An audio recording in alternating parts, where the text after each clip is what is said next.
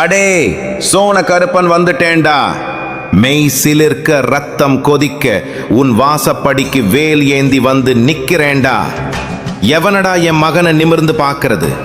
எவனடா என் பிள்ளைய கை நீட்டி பேசுறது? இருட்டுல நின்னு சதி செஞ்சவனையும் வெளிச்சத்துல நின்னு வஞ்சகம் பண்ணவனையும் வேரோடு அறுக்க இந்த கருப்பன் வந்துட்டேன்டா. மகனே, நீ படுற பாடு எனக்கு தெரியும்டா. ராத்திரி தூக்கம் இல்லாம நாளைக்கு என்ன நடக்கும், நம்ம நிலைமை என்ன ஆகும்னு நீ கலங்குற ஒவ்வொரு சொட்டு கண்ணீரும் என் அருவா மேல விழுந்திருக்குடா.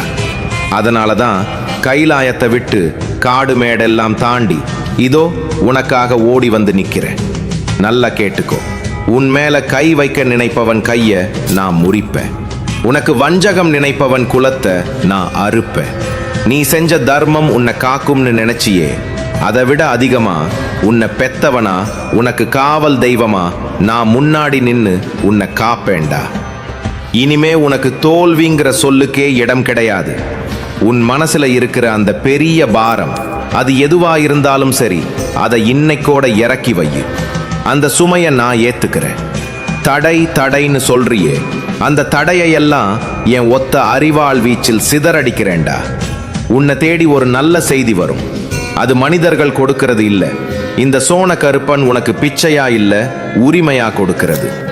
யாரையும் நம்பி ஏமாந்து நிக்காது. மனுஷன் கைவிடுவான், ஆனா இந்த கருப்பன் கைவிட மாட்டேன். நீ நேர்மையாயிரு, மத்ததை நான் பார்த்துக்கிறேன். உன் வீட்டு வாசல்ல நான் காவல் நிக்கிறேன்.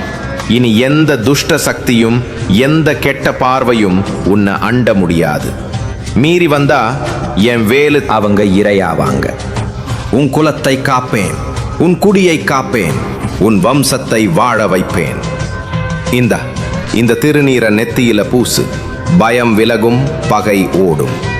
நான் சொன்ன வார்த்தை பொய்க்காது, சத்தியம் தவற மாட்டேன். வந்துட்டேன்டா உன் கருப்பன். போயிட்டு வா, எல்லாம் சுபிட்சமா நடக்கும்.